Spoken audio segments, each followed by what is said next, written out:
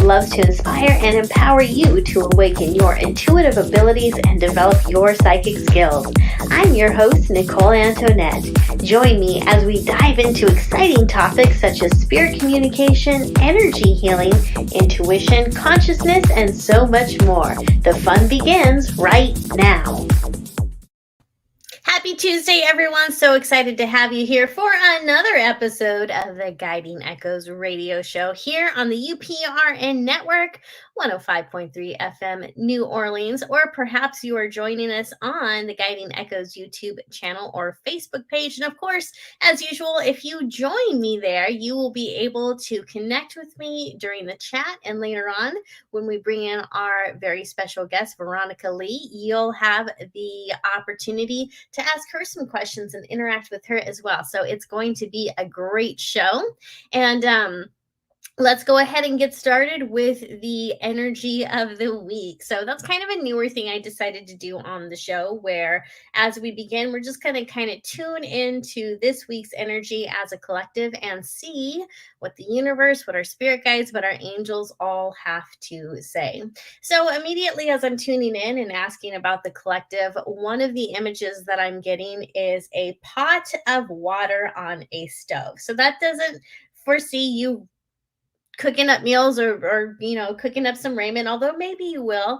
But what I'm getting from this is it feels like this week, and I feel like this is probably going to be closer to Thursday or Friday, you might feel as if you're getting to a boiling point at something. And so when we tune into that energy, when we know that we're getting to the boiling point, that is an indication from spirit that you're going to want to stop, going to want to take a nice deep breath, and you want to kind of refresh your emotions, refresh your mind, and think about what it is that is getting you to that boiling point. And for many of you, I think that this has been a slow procession. What am I trying to say? Anyways, it's been a slow journey to get to this boiling point that you're about to arrive on Thursday or Friday, somewhere around that point.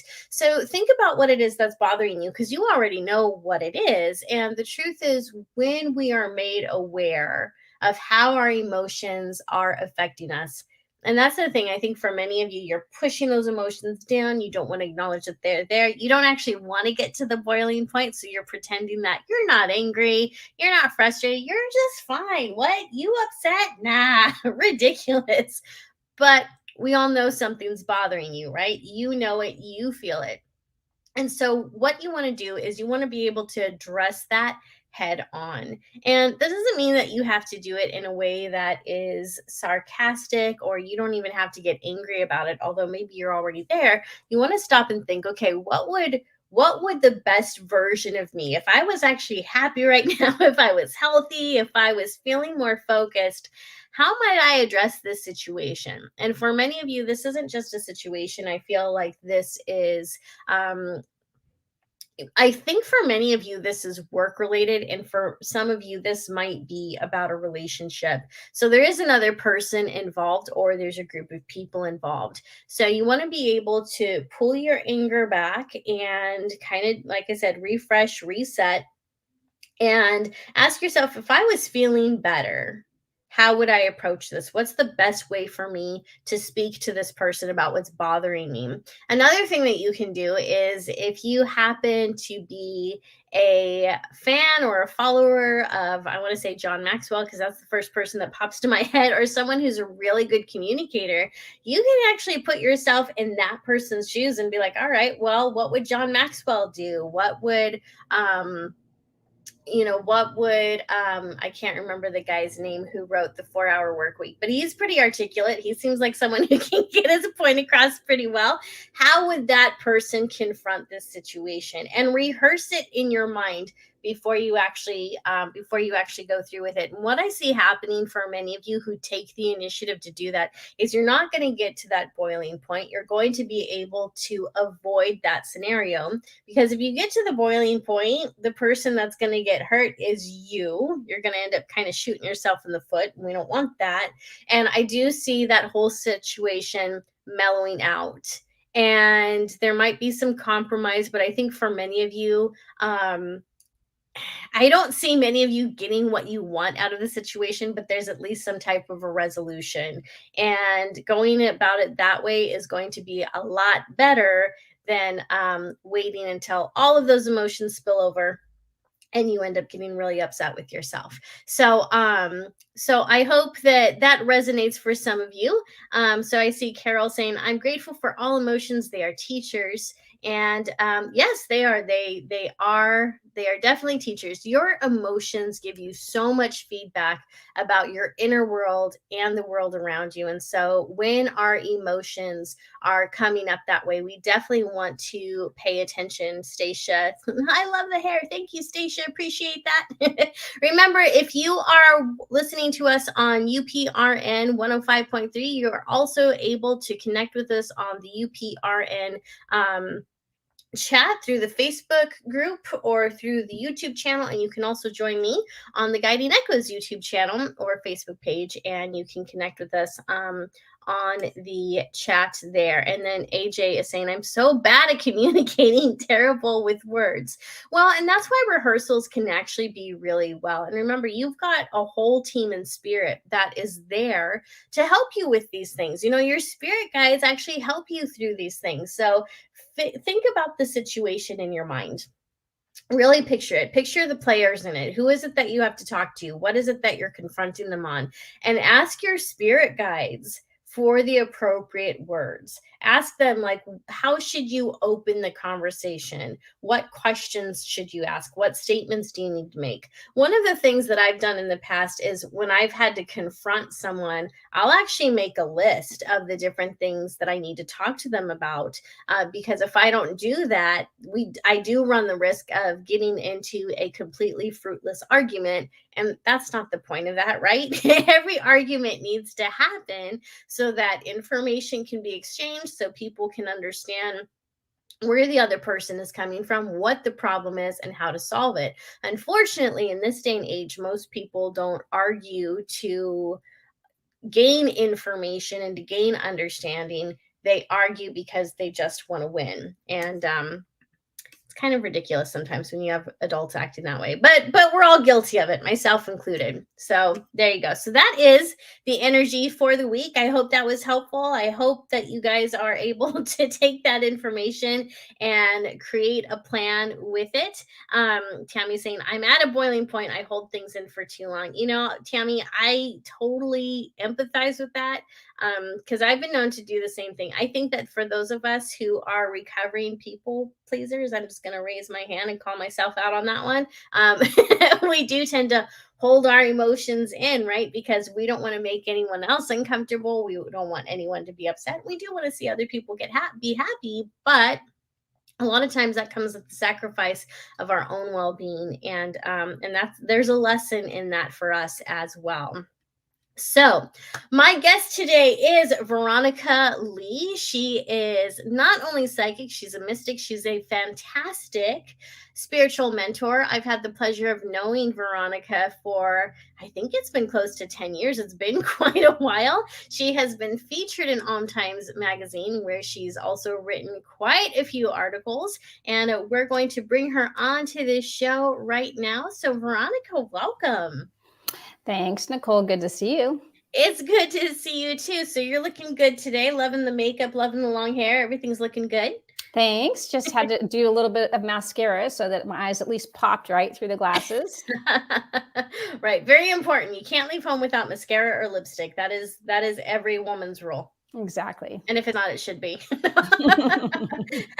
So anyways, welcome to the show, and tell people a little bit more about what it is that you do, because you're not just psychic. You're also, I want to say, you're a pioneer in the spiritual world. Like, I really believe you are. You have this amazing gift at channeling, at tuning in, at getting to the root of the problem, and not just giving people information on what's going on with their lives and what's, most people go to psychics because they want to know what's in their future, and that's fine, but you give people tools to maneuver through whatever it is that they're going through. So tell us more about this, the whole package that is Veronica Lee. I want to know.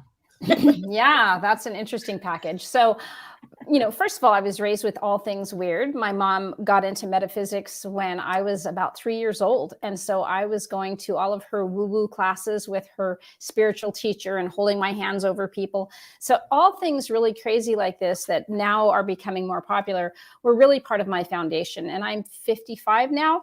So I've been doing this a long time. In terms of working specifically as an intuitive and spiritual mentor, that's been over 15 years. And the reason I started to move into this, realm and actually do this professionally rather than just being a mom, which is what I wanted, or being an interior designer, which is what I went to school for, I really found myself in a crisis. And it's often through crisis that we sort of find ourselves.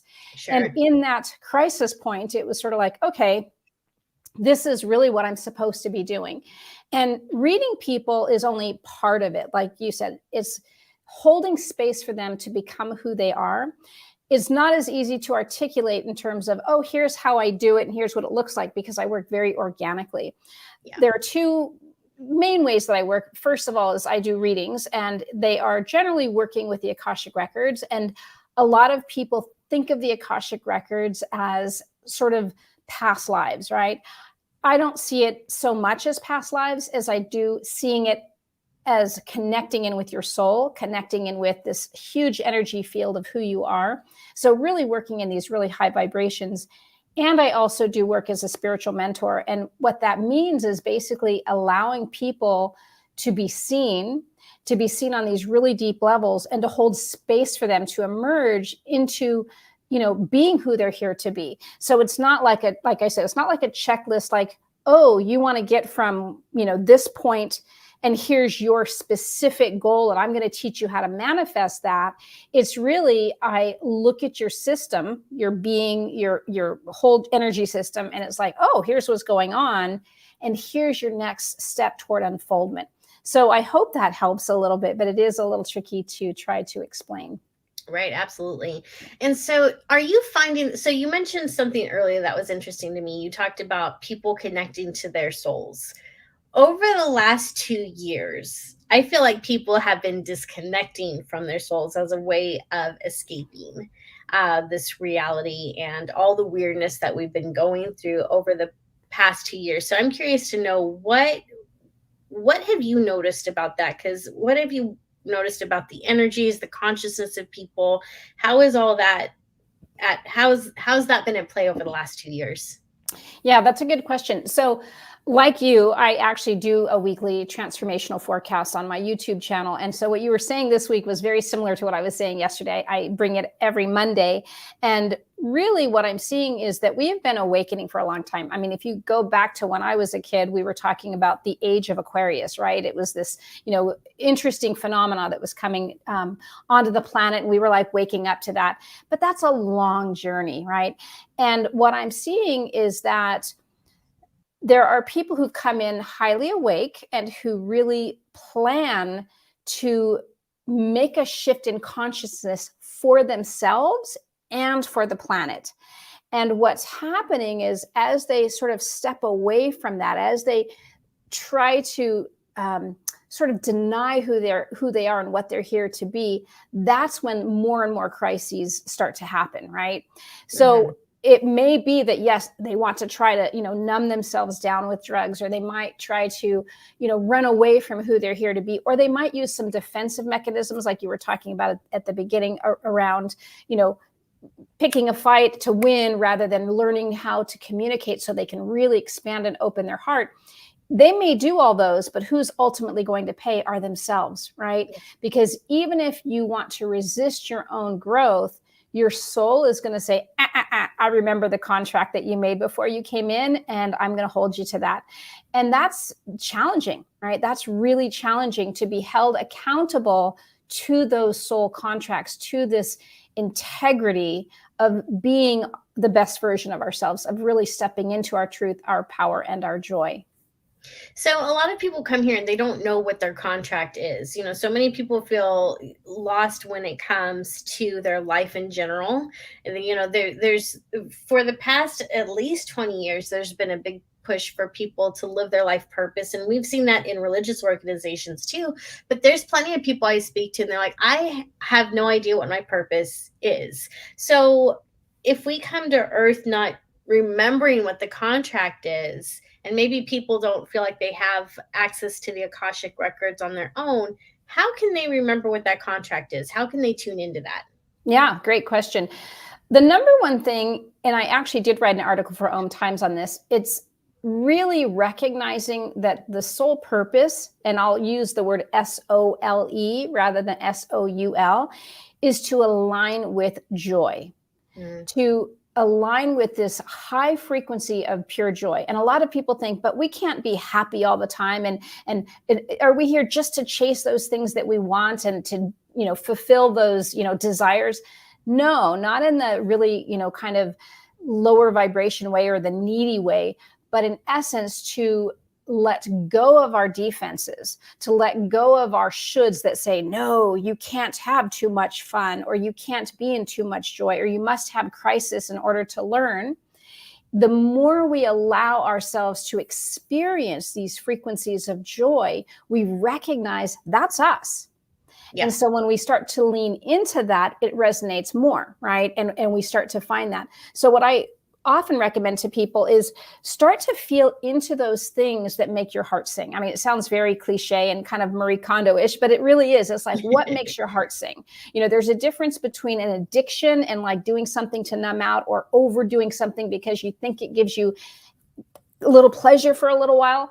But joy can come from basically anything in which you are in your center, in which you are really present to this moment and feeling, this profound sense of peace. Mm-hmm. And that will help indicate the direction. That being said, there are many of us who came in, let's say, to help humanity shift into higher levels of consciousness. And again, that's going to show up if you are attracted to the healing arts, if you want to serve in some way, if you feel like, oh, I really like this Reiki and I want to take the next level and I want to help someone, whatever it is. So what I'm seeing is the people who are interested in this whole realm of consciousness are often going to be those ones who are the change makers and the healers that are ready to take that next step. For everyone else, again, why not be in this place of joy and learning how to lean into that which brings you that joy? And I've said this before, I've been saying this for a long time. If for one moment on earth, every human being did something that brought them pure bliss, pure joy, in that moment, we would have peace on earth. Yeah. Now imagine if we just, did the next moment and the next moment and learned how to be in that frequency. That would be really powerful. In fact, I want to invite everyone listening to this to just take a deep breath and smile and think of your happiest memory. And that's as simple as it can be sometimes, is just tuning in to that memory. You don't even have to do anything. Just breathe, just focus on your breath, get in tuned with that memory that still makes your heart sing. It can be of a favorite Christmas. It could be of a puppy. It can be of the first time you hold your child in your hands and you're like, oh my gosh, I can't believe I made this. And that's one way you can start bringing up those vibrations of joy. So another question I would have for you is, now, there are people who aren't numbing themselves out on purpose. They don't mean to shut down their emotions. They're feeling depressed. They've been through all these different experiences around them where that wall just kind of start building, and it's almost, and it is absolutely a trauma response, right? The whole world's been through trauma for the past couple years, worldwide trauma. So for people who are having a hard time connecting with joy, where the music that they listen to doesn't really bring them excitement anymore, and the type of books they used to read just don't do anything for them, how can people start making that shift, even in small ways, if right now they feel as if they don't have access to those emotions? That is an excellent question. There are a couple of things going on collectively.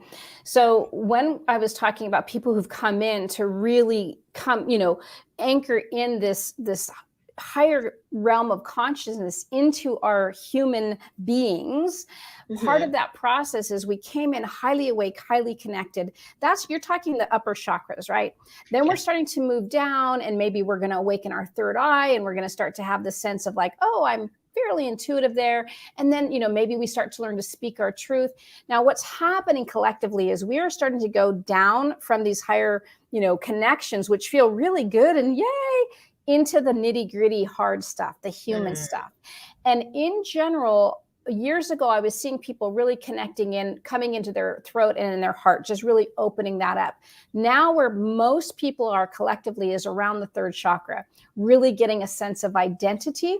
And part of that forming of that identity is deciding or figuring out what you're not. Right.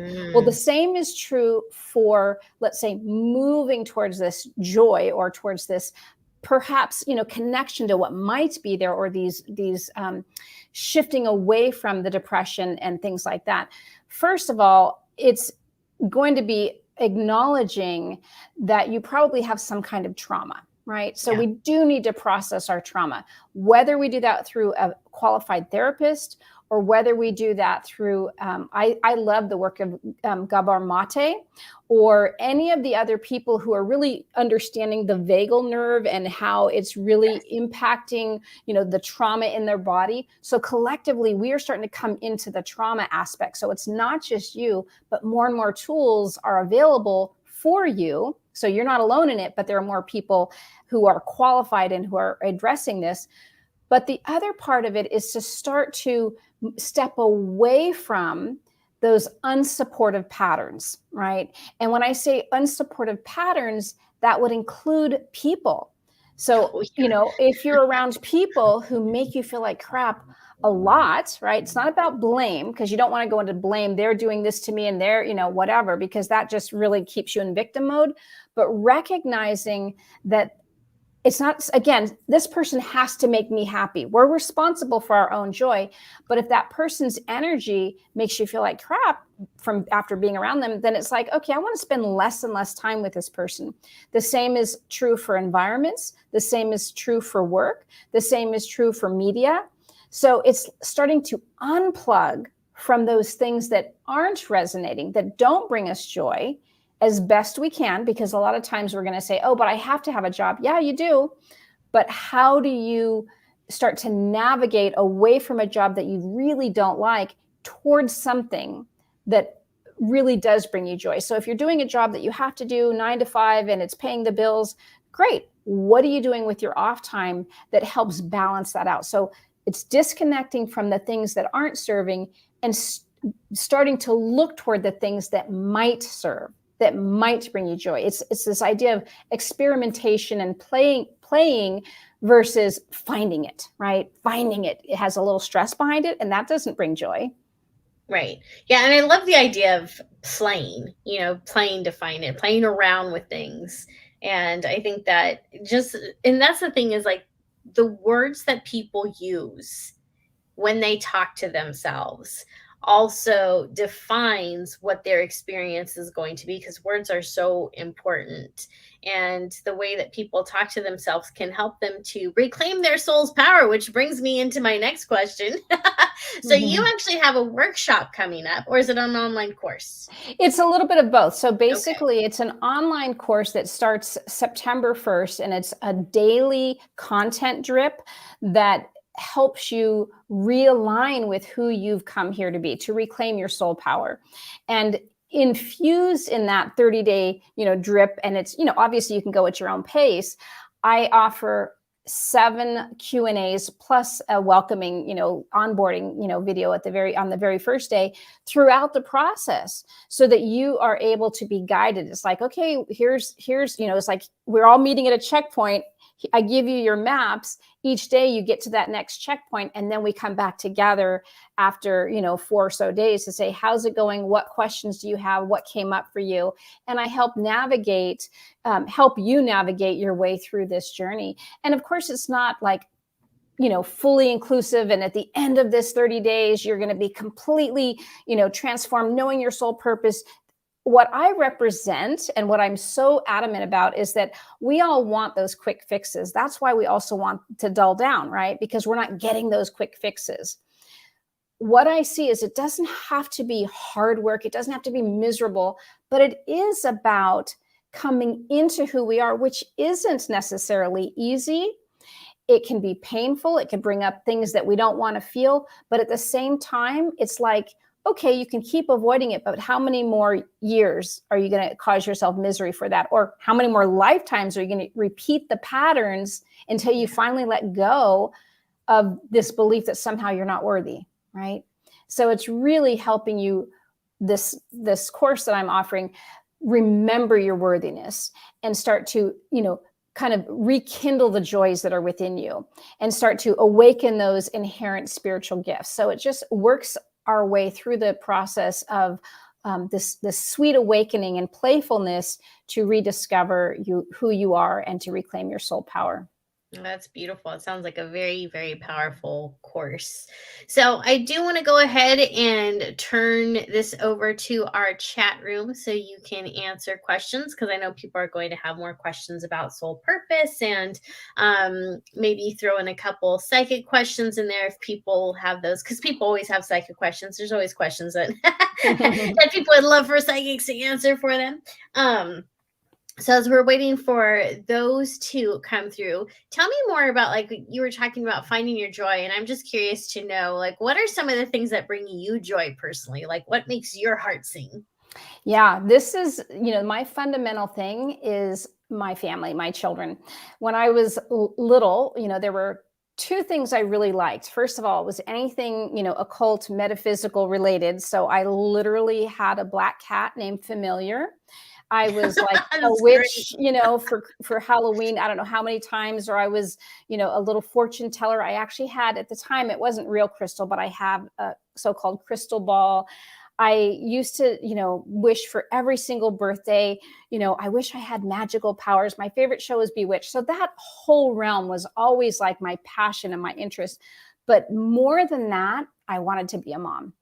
And I am an only child, and my mom took in a lot of my cousins and fostered them, throughout my growing up. And I loved having these little playmates and siblings for a little while, but they'd always have to go home, they'd always go back to their parents, which is good, right? But with me, I'm like, I want lots of kids. And so anyway, I ended up having 4 children, and they are, my life, my world. And when I had my oldest, who's now 28, it was sort of like, yay, I'm finally fulfilling this purpose, right?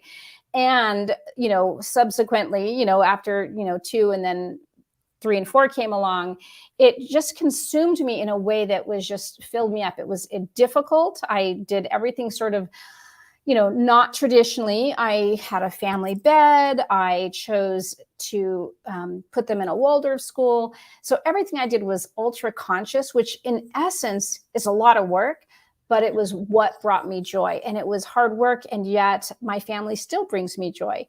And if I were to start to now talk about little things I like to do, I like to do handcrafts and such. So I like to knit. I like to do macrame. I like to do some crochet. So, a lot of things like that. I enjoy being in nature. I enjoy gardening. So those are the things that are sort of in order, if I were to say, in terms of the yay to, the little hobbies and such. But even those things like knitting and gardening are very meditative, though. I find that a lot of times when I'm knitting, or even just listening to my favorite music, or heck, taking a shower, that seems to be when some of my best ideas come to me.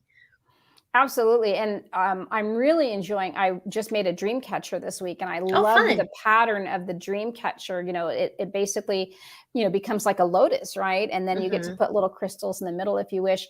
And yeah, there's just this beautiful, I love patterns. And I think that's what also makes me a good reader, is I see patterns. I love patterns. I see how things are related. And I do think it's all related, and in the Waldorf school, they teach children how to knit in first grade and in second grade. And I actually teach children how to knit. I do that a couple of days a week. I work at the local Waldorf school, and I love to see children, like getting it, to understand like, oh, this is working, and to see them take this, one strand and turn it into a fabric and to understand how it works. And it really helps develop the brain. It helps their hands develop, which also is, related to the brain. And I just love that whole process. So working with children, even not my own, is still something that brings me a lot of joy, and especially when it's married to crafts. Right. Absolutely. Yeah. And that's a good life skill for kids to be learning anyhow. And it's sad that that's, simple things like cooking and balancing a checkbook. They don't Yes. use checkbooks anymore, but it's not taught in schools anymore. It's kind of scary. All right. So we have a question coming in from Jackie, and she says, I've been walking around with a constant state of fog. What can I do about that? Yes. Do you want me to answer that, Jackie? Yeah. Okay, perfect. So what I'm looking at is, first of all, I'm seeing a lot of energy around the heart. So it feels like there's some grief there, and that basically what I'm seeing is for the past 4 or 5 years, you've really struggled with sort of your own identity and what you really want. And in so doing, you're trying to break away from what you used to have and what you believe should be, and your obligations to, say, family and shoulds. And you really want to break through that, but there's so much fear. And because of that, it's like, I don't know what to do. And so then it feels like you're in this holding pattern, and then therefore is this fog, which is sort of this in-between state, or kind of a dulled out state in and of itself. It's that state of indecision and of powerlessness, right? Not that you are powerless, it's that you're allowing yourself to believe that you're powerless to change your situation. So I hope that helps, Jackie. If you have a follow-up question, then that's fine, but that's the picture I was seeing. All right. And I'm wondering, I know that you said that you gave a similar message that I did to the collective, but I'm just kind of wondering what other messages are you picking up on generically this week? Yeah. So what I saw was this week, it's like we've moved into Leo. I'm not an astrologer, but I do like astrology, to some degree. And Leo is just very outward, very exciting. And plus we're in summer in the Northern Hemisphere. And so it's like, yeah, I want to stay up late. But we're sort of pushing the edge a little bit, and we're getting worn down. So whether it's we're staying up too late, or we've eaten too much fair food. And that was my analogy, when you're at the fair and there's so much fun, but then you overall kind of go, everything just doesn't work. It's like my stomach's upset. I shouldn't have had that, cotton candy just before that ride, that kind of thing. So we're sort of pushing ourselves unconsciously. And like you were saying, it's like, okay, what would I do if I were being my best version of myself? So I'm seeing that. I am seeing a lot of people hitting the lower chakras. So not just the third, but into the second, where this is where a lot of our emotions, do live. And there's so much fear around that. There's so much fear in being in our emotions and really being tender with them. It's almost like we think either if I touch him, I won't ever stop crying. I'll just cry and cry and cry, and I'll never, and the pain is too great. How could I handle this? But rather to just sort of maybe take little bite-sized pieces of them and go, okay, what does this little tiny pinky feel like of my emotions? And kind of breathe into that and feel into that. It's like, okay, I feel some grief. I'm feeling some sadness. Okay, let one tear fall. And then just going to take a deep breath and say, okay, and in another hour, maybe I'll feel and allow for that next tear. So it doesn't have to be go in there and rip it all open, but there's this tenderness and this self-compassion in our approach, but denying it isn't working, right? And so I think that that's really going to be the challenge, and it's going to continue to cause depression for people if they keep trying to bounce out of their emotions, out of their uncomfortable emotions, right? Yeah. Well, and I'm just curious, I'm going to put this out to the chat and everyone listening to us live. I'm curious to know if everyone else felt a sense of heaviness over this past weekend, because I know I did. Like over the weekend, it hit me probably around Saturday afternoon, just this heaviness. And I couldn't stop crying until probably Sunday around 5 p.m. And, I knew what part of it was. Like part of it I could identify with, like, okay, I'm missing this and I'm feeling heartbreak over this. And so some of it made sense, but I also know some of it's healed and some of it's been moving forward. And so there was the rest of it where it was just like, I don't know where this is coming from exactly. And so, as I was talking to a friend of mine, she was feeling the same way. And as we were talking, we are like, this has to be collective energy. And as I'm looking through the chat, a lot of people are saying, yes, absolutely, for sure. I was drained and exhausted. And so that's another thing to keep in mind, is that, your life can be going good, and we are all collectively connected. And so we can pick up on those emotions from each other. So what is it when that happens, like from your perspective, and when you're looking at energy and you see people who are happy, but they're empathic, and they start to pull in those emotions and they start crying really on behalf of others, like what is the purpose of that? Yeah. I'm going to say a couple of things to this. I cried pretty much all of Saturday. I was crying all this morning, so I had to do my makeup so I could, do this. But for me, there's a tender point where we are right now. And for me, I lost my husband on July 24th, 4 years ago. And I lost my mom August 3rd, which is tomorrow, 4 years ago. So I lost them within a 10-day period. So in this, week and a half time period, I'm hitting some really, big stuff. But what I will also say is that we have spent, let's just look at the whole picture for a minute, many of our years, many of our eons, decades, whatever you want to call it, avoiding uncomfortable emotions, right? Yeah. The only uncomfortable emotion that we allow ourselves to feel is rage. Men more so than women. Mm-hmm. And then there's this acting out, right? It's like, okay, let's shoot up a school. Let's beat somebody up. Let's, call them out and troll somebody and call them names, right? Because it's like it feels empowering, but it's a false feeling of empowerment, right? Because what we're trying to do is gain power over this uncomfortable feeling, and we want to overpower others so that we don't feel so bad. But the reality is that we are human, tender, multifaceted, empathetic beings, right? And we are really trying to heal. And when I say heal, it doesn't mean go and erase and fix something. What I mean is heal this belief that somehow having emotions makes us wrong or bad or flawed, right? Mm-hmm. And so one of the things we're going to have to get used to, whether we want to or not, is feeling these emotions, whether they are ours or somebody else's. Now, I'm going to give you a picture of this empathetic piece. So the thing about being an empath is that we are all born mostly, just like I was taught from the time I was a child, that we're all psychic, right? It's just, what is your particular gift, and are you developing it? Are you practicing it? Well, if you think about children, one baby will cry in a store and the other will set off all the other little babies and children crying, right, out of empathy. So that is a natural state. And what happens is that if you've got a whole, collective suppressing their emotions, and a lot of this grief and sadness and feelings of unworthiness, it has to go somewhere. And those who are starting to open up to who they are, open up their gifts more and get in tune with them, are going to go, whoa, I'm feeling this. And so a lot of times what we're feeling as empaths isn't just ours. It's impounded and compounded and impacted by everybody else's too, by this collective seething or, pool of heaviness. One thing is important to recognize is that, yes, yours is in there too. And the other is that what isn't yours isn't your responsibility. So once you can start to recognize, wait a minute, this isn't really mine.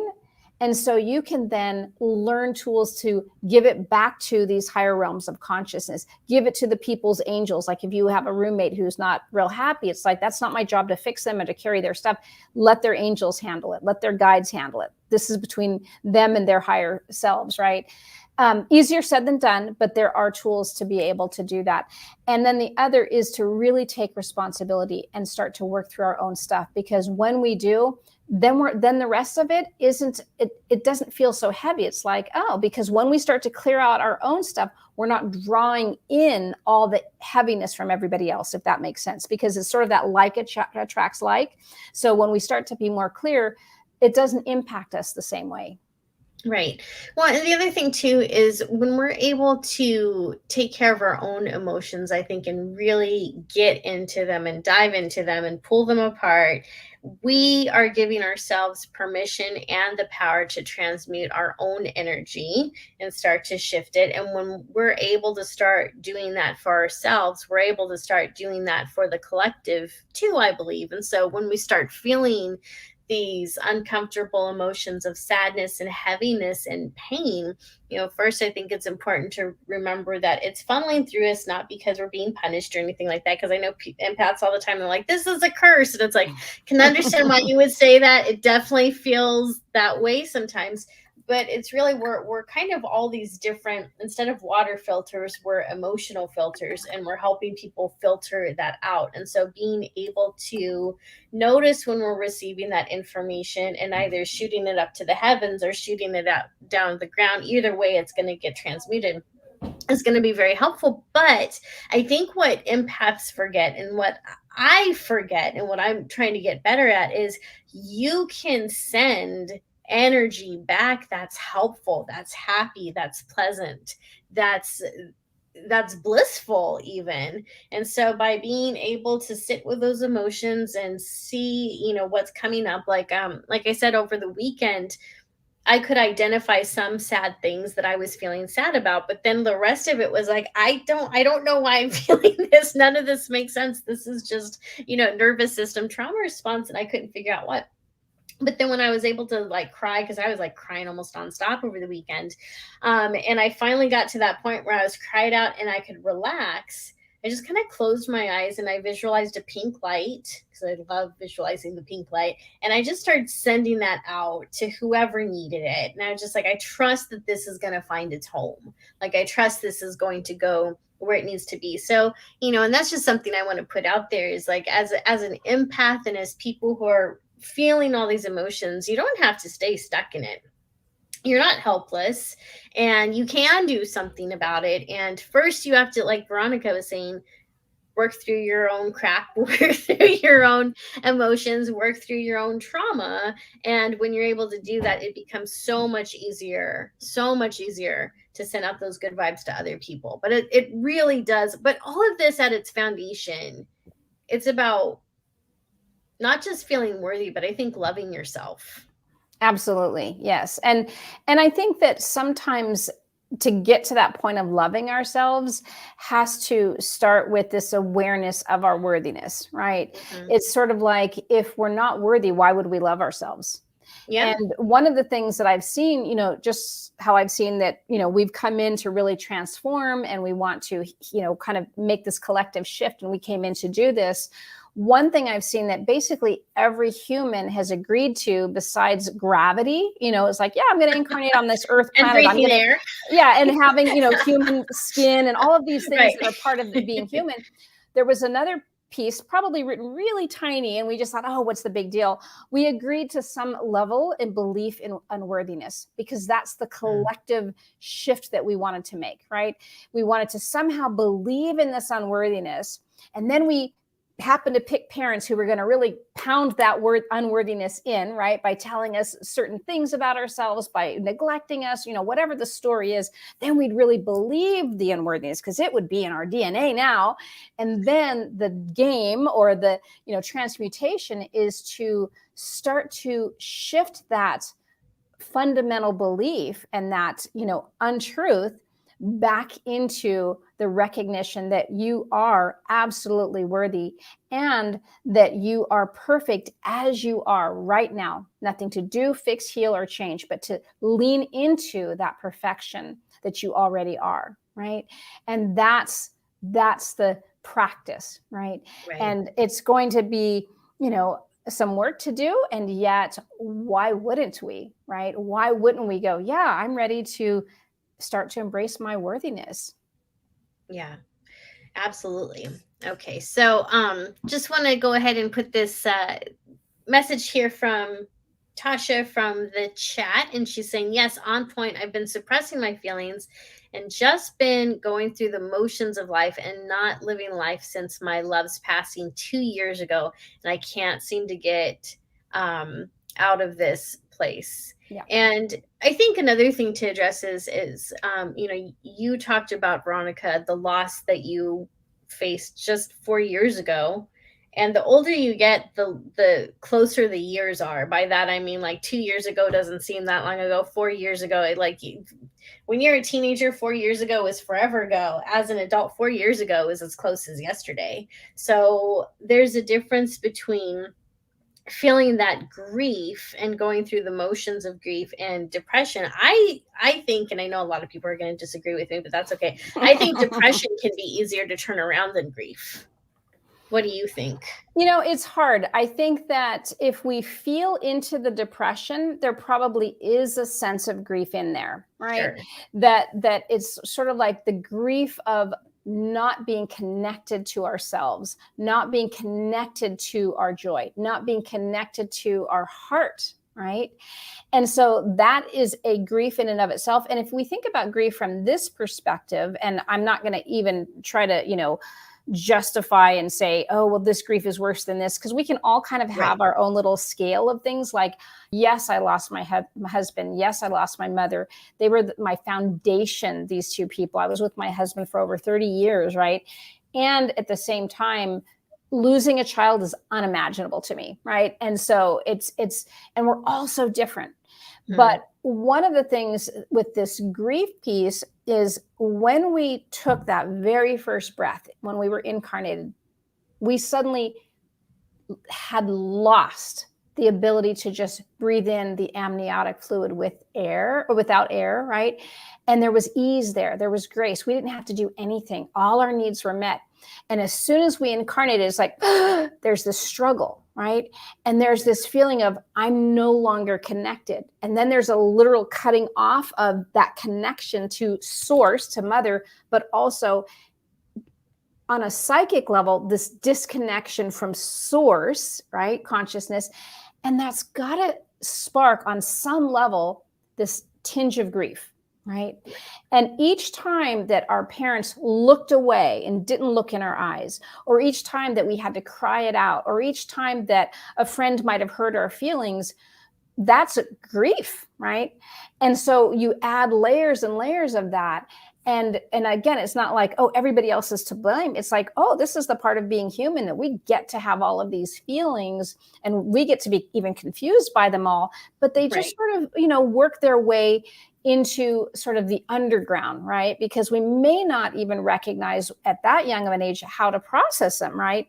And the last, person who made a comment said something about, that going through the motions. Well, emotions are when you're, the energy of the feelings are in motion.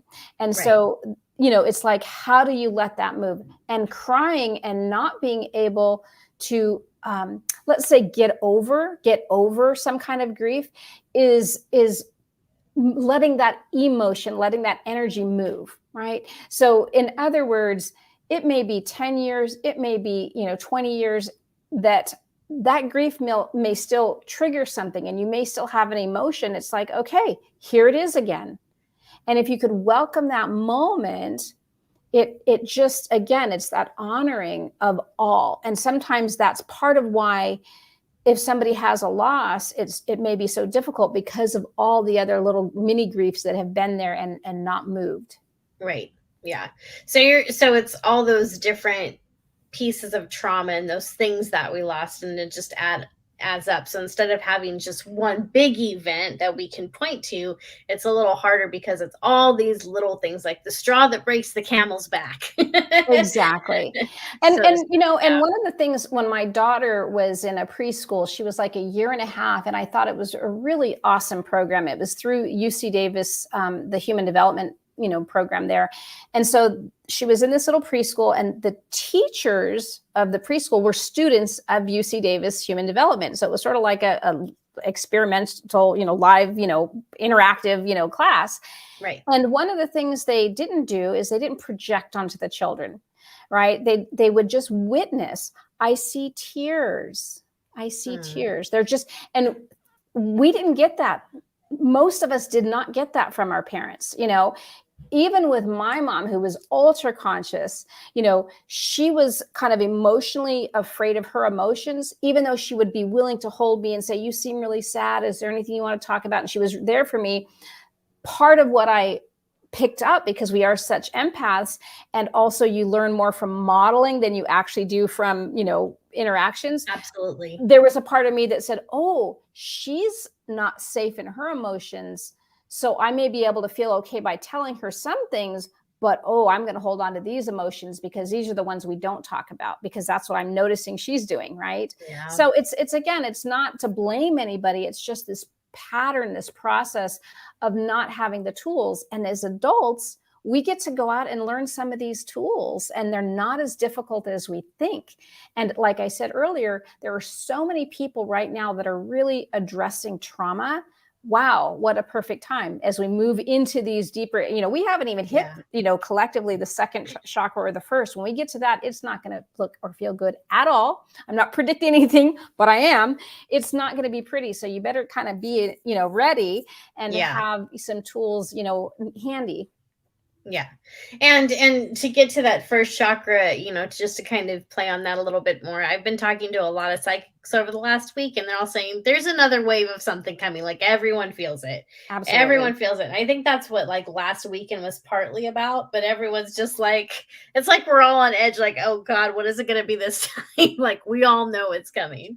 Yes. So for those of you listening, if you've been feeling like something's coming and you're trying not to be pessimistic, but you're feeling like something's coming, I want you to know, validated, we're all feeling it. You're not going crazy. It is an actual thing. Okay, so our next question comes from Sherry, and so she's asking, do you know if there's something I need to work on to bring my ability to a forefront and be able to control it? That's a great question. Yes, it is a good question. So what I'm seeing, Sherry, is that you are an empath, a lot of energy in the heart, and that's scary, right? Because it's like, oh my gosh, it's too close to all that I can feel. I don't know what to do with this. It's not about controlling it. It's not about controlling it. It's about learning to work with it. Right. Mm-hmm. So the thing, as soon as we start wanting to control something, what does it want to do? It wants to like break out. Like anytime anybody wants to control us, we're like, I'm out of here. Right. Same with any of our own natural gifts. It's like, don't you dare try to control me. You've been suppressing me for too long. I'm ready to break free here. So it's really about practice. So maybe looking for classes, looking for mentors, looking for opportunities in which you can practice and learn tools. Together, my mom and I were teaching intuitive skills for many years, and the foundation of any intuitive skill is going to be grounding. Do you know how to ground? Right? Centering, do you know how to come into your center? But because before I read anybody else, I have to really be here. I have to be right here and present. And then the word shielding, it's not because, oh my gosh, the world is so bad and there might be some demons coming in. No, right. Shielding is just like, this is my space, and I'm only going to read your space, but I don't need to take it into my system. Right. And then I talk about opening up that channel so that the information comes a lot easier. So with you, Sherry, what I'm seeing is that, you're also coming into that third chakra, really coming into who you are. But what I'm also seeing is there's a fear that people are going to judge you, and that's really the work. So it's developing it. But what's the point in developing it if you're hiding it at the same time and you're shamed and you are scared, right? So that needs to be sort of addressed and looked at is, what are people going to think of me? Or, just making sure that you are, that you are letting go of any shame associated with your gifts and with yourself and with your abilities. So I hope that helps. All right. And we have a beautiful comment from CF. She's saying, I have found that sharing tears is hard because it's hard for whoever is with me. I love that she was conscious enough to notice that. That's beautiful. And I think that's true for a lot of us. She goes on to say, I finally got to where I just tell them it's okay. It's love. Absolutely. That's very beautiful. That's beautiful.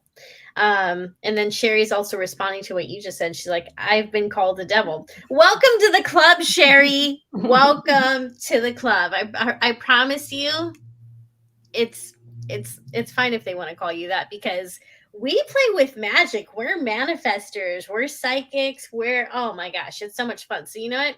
Let the haters call you that. They just jelly. They're just jealous. And it's their belief system. And the thing is, it only is going to trigger you if you buy into it, right? Sure, we all want to be loved. Nobody wants to be hated on. But it's sort of like if there's something in you that worries, am I the devil? Is this wrong? That, if there's any kind of doubt that you're somehow bad, and that's what I was saying about the shame, it's releasing that shame, because you're otherwise it's just going to kind of like hold on, right?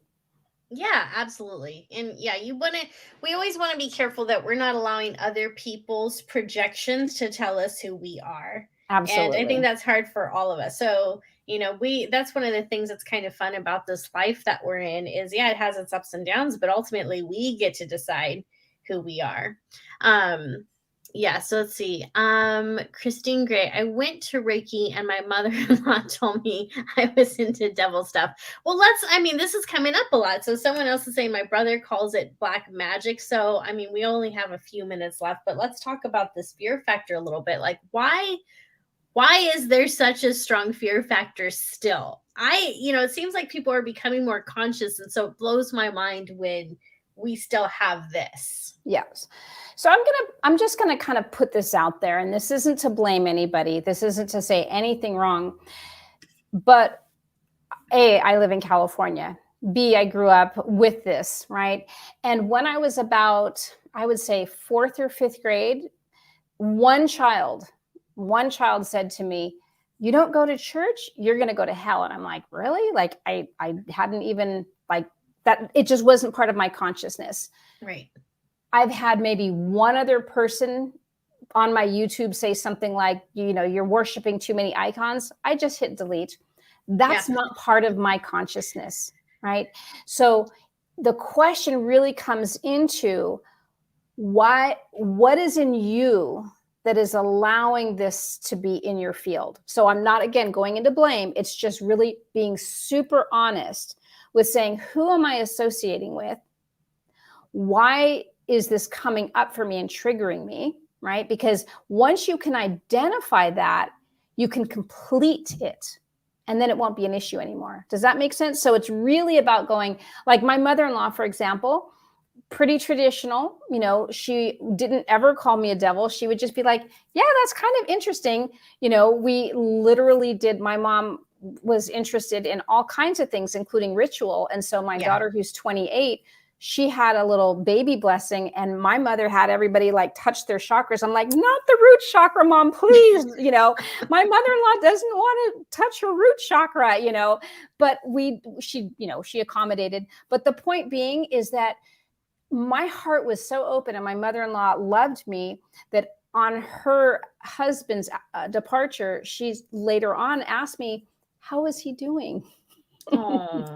And it's just like, so there was just a little bit of fear, but it was never, I was never cast aside. So really start to recognize you get to own you, and nobody else gets to impact that. Right. Absolutely. Absolutely. Well, Veronica, thank you so much for spending your time with us today and sharing your knowledge with us. We all appreciate that so much. And for people who want to learn more about you, get a reading from you, or sign up for your new course and mentorship, how can they contact you? Yeah, great question. So on pretty much all the social media channels, which I don't go on them all, but I still have accounts for most of them, and I do get notifications. It's at Veronica Lee TV. And that's my website also, veronicalee.tv. And on the very front page, you'll see that I have a monthly special. I mentioned that Reclaim Your Soul Power that I'm offering in September. But if you get a reading that's $100 or more, anything that you buy that's $100 or more, you automatically get that course. Excuse me. Or if you just want the course, it's only $44. But all the information is on my website, including all of my articles that I wrote for Times, and so much more, videos, etc. Lots of resources to really support you in your own awakening. Fantastic. Well, thank you again so much for joining us. It was such a pleasure to have you. And again, guys, go be sure that you follow Veronica on Facebook, on YouTube. She does her weekly weekly forecast where she does look into the energy of the week. And I love watching those from different psychics because everyone has a different way of explaining it. And then, of course, everyone has different layers of understanding. And it's just always fascinating to me to see what people tune into. So, absolutely fascinating, good stuff.